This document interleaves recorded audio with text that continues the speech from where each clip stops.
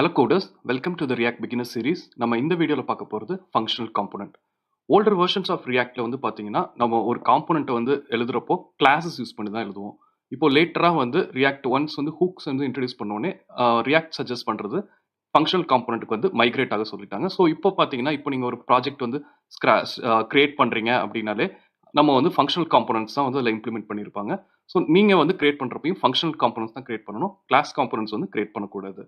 இப்போ நீங்க ரியாக்ட விட்டுருங்க. நீங்க எந்த ஒரு லாங்குவேஜ் கத்திருந்தாலும் உங்களுக்கு வந்து ஒரு டவுட் வரும். கிளாஸ்ன்றது ஒரு பவர்ஃபுல் கான்செப்ட். அதுல பாத்தீங்கன்னா ஒரு கிளாஸ்ன்னு எடுத்துட்டீங்கன்னா உங்களுக்கு வந்து ப்ராப்பர்ட்டிஸ் இருக்கும், மெத்தட்ஸ் இருக்கும், கன்ஸ்ட்ரக்டர், டெஸ்ட்ரக்டர் இதெல்லாம் வந்து இருக்கும். ஃபங்க்ஷன்னா என்ன, அதுக்கு ஒரு நேம் இருக்கும். நம்ம பெராம்ஸ் பாஸ் பண்ணுவோம். அது வந்து ஒரு ரிட்டர்ன் ஸ்டேட்மெண்ட் வந்து இருக்கும். நம்ம ரிட்டர்ன்ல வேல்யூஸ் இருக்கும், இல்ல எம்டி ரிட்டர்னா இருக்கும். ஸோ கிளாஸ் காம்போனண்ட்டை ஃபங்க்ஷனல் காம்போனண்ட் வந்து ரீப்ளேஸ் பண்ணுது அப்படின்னா அது எப்படி அப்படின்னு சொல்லிட்டு உங்களுக்கு டவுட் வரும். ஸோ நம்ம அது வந்து பார்க்கலாம்.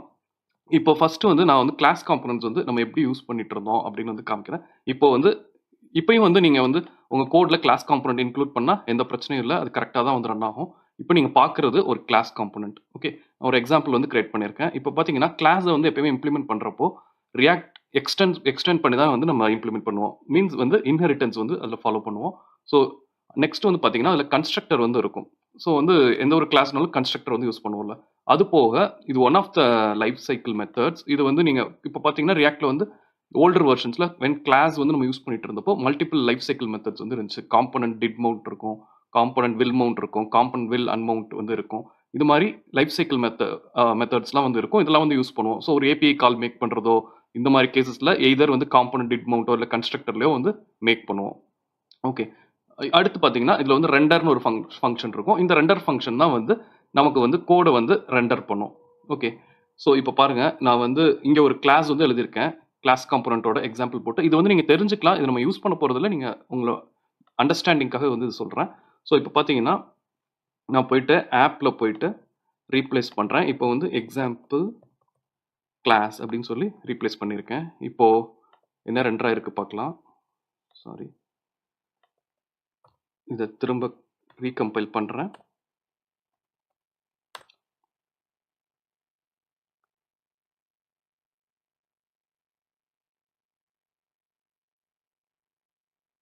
ஸோ இப்போ நமக்கு வந்து ரெண்டராக இருக்குது hello react I am a class.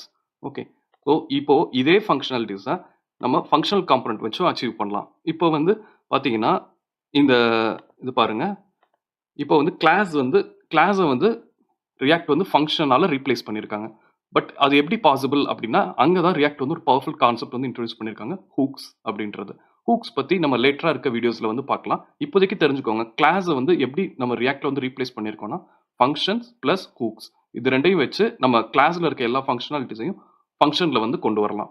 Okay, இப்போ அதுக்கு முன்னாடி ஒரு சின்ன இது ரெண்டையும் கம்பேர் பண்ணி பார்த்துக்கலாம். ஸோ இப்போ கிளாஸ் இருக்கு, கிளாஸ் காம்போனன்ட் இருக்கு, ஃபங்க்ஷனல் காம்போனன்ட் இருக்கு. ஓகே, ஸோ இப்போ பார்த்தீங்கன்னா கிளாஸ் காம்போனன்ட்னா உங்களுக்கு ஏற்கனவே தெரியும், அதில் வந்து ப்ராப்பர்ட்டிஸ் இருக்கும். ஸோ ப்ராப்பர்ட்டிஸ் யூஸ் பண்ணிட்டு நம்ம வந்து அது ஃபுல்லாமே இப்போ கிளாஸ் காம்போனன்ட் யூஸ் பண்ணால் ப்ராப்பர்ட்டிஸ் எல்லாமே ஸ்டேட்ஃபுல் கிளாஸாக இருக்கும். நீங்கள் ப்ராப்பர்ட்டிஸ் வந்து டிக்ளேர் பண்ணால், ஏன்னா ஸ்டேட் வச்சு தான் வந்து ரியாக்ட் வந்து ரீரெண்டர் ஆகும். நீங்கள் இதை பற்றி ஒரி பண்ணாதீங்க, நான் அடுத்து வந்து நெக்ஸ்ட் வீடியோஸில் வந்து கவர் பண்ணலாம் எப்படி ஸ்டேட் வந்து ஒர்க் ஆகுது அப்படின்னு சொல்லிட்டு. ஃபங்க்ஷனல் காம்போனன்ட்ஸ்லையும் நம்ம வந்து ஸ்டேட் வந்து இன்ட்ரடியூஸ் பண்ணலாம். அது எப்படின்னா ஹூக்ஸ் மூலமாக வந்து இன்ட்ரடியூஸ் பண்ணலாம். இதுவும் உங்களுக்கு லேட்டர் வீடியோவில் நான் எக்ஸ்பிளைன் பண்ணுறேன். நெக்ஸ்ட் வந்து லைஃப் சைக்கிள் மெத்தட்ஸ். இப்போ நான் சொன்ன மாதிரி காம்போனன்ட் டிட் மவுண்ட் இருக்கும், காம்போனன்ட் வில் மவுண்ட் இருக்கும். ஸோ இந்த மாதிரி லைஃப் சைக்கிள் மெத்தட்ஸையும் ஹூக்ஸால வந்து ரீப்ளேஸ் பண்ணுறோம். நெக்ஸ்ட் பார்த்தீங்கன்னா ஊப்ஸ் கான்செப்ட். நான் உங்களுக்கு ஏற்கனவே காமிச்ச மாதிரி கிளாஸ் வந்து ரியாக்டட் காம்போனன்ட்ன்றது தான் எக்ஸ்டெண்ட் ஆகும். பட் ரியாக்டோட ஐடியாவே வந்து அதுதான். இதை வந்து அந்த ஊப்ஸ் கான்செப்டை வந்து ரிமூவ் பண்ணிட்டா இன்னும் வந்து லைட் வெயிட் ஆகிடும். இதில் வந்து பார்த்தீங்கன்னா வந்து ஒன்லி ஃபங்க்ஷனல் காம்போனன்ட்ஸ் தான் கிரியேட் பண்ணுவோம். ஸோ ஊப்ஸ் கான்செப்ட் வந்து நம்ம இங்கே யூஸ் பண்ண மாட்டோம். இதில் வந்து ஒரு டிசைன் பட்டன், ரியாக்டில் வந்து டிசைன் பட்டன் இருக்கு, காம்போசிஷன் அப்படின்னு சொல்லிட்டு, அதாவது மல்டிபிள் ஃபங்க்ஷனல் காம்போனன்ட்ஸ் கிரியேட் பண்ணிட்டு அது எல்லாத்தையும் ஒரே இடத்துல யூஸ் பண்ணி ஒரு பேஜை வந்து கொண்டு வர்றது. ஸோ அந்த கான்செப்ட், அந்த டிசைன் பட்டன் பேர் காம்போசிஷன். நம்ம அதுதான் வந்து ரியாக்டில் வந்து யூஸ் பண்ணுவோம். நெக்ஸ்ட் பார்த்தீங்கன்னா கிளாஸ் வந்து எப்படி ஆக்சஸ் பண்ணுவோம், ஆப்ஜெக்ட் ஆர் இன்ஸ்டன்ஸ் வந்து கிரியேட் பண்ணுவோம். இப்போ ஃபங்க்ஷனல் காம்போனன்ட்டை பொறுத்தளவு அது வந்து ரிட்டர்ன் ஃபங்க்ஷனாலே உங்களுக்கு ரிட்டர்ன் ஸ்டேட்மெண்ட் தானே இருக்கும். ஸோ ரியாக்டில் இருக்க ஃபங்க்ஷனல் காம்போனன்ட்ஸ் வந்து என்ன ரிட்டர்ன் பண்ணுன்னா ஒரு JSX வந்து ரிட்டர்ன் பண்ணும். JSXனா ஜாவாஸ்கிரிப்ட் ப்ளஸ் HTML அப்படின்னு சொல்லி பார்த்தோம். ஸோ அதே தான் இங்கே வந்து JSX தான் வந்து ரிட்டர்ன் ஆகும் ஃபங்க்ஷனல் காம்போனன்ட்ஸில். Okay, so coming back to the code. இப்போ வந்து பார்த்தீங்கன்னா இது ஒரு ஃபங்க்ஷனல் காம்போனன்ட். இதில் பார்த்தீங்கன்னா இங்கே பார்த்தா உங்களுக்கு தெரியும், இதோட ஸ்ட்ரக்சர் பாருங்க.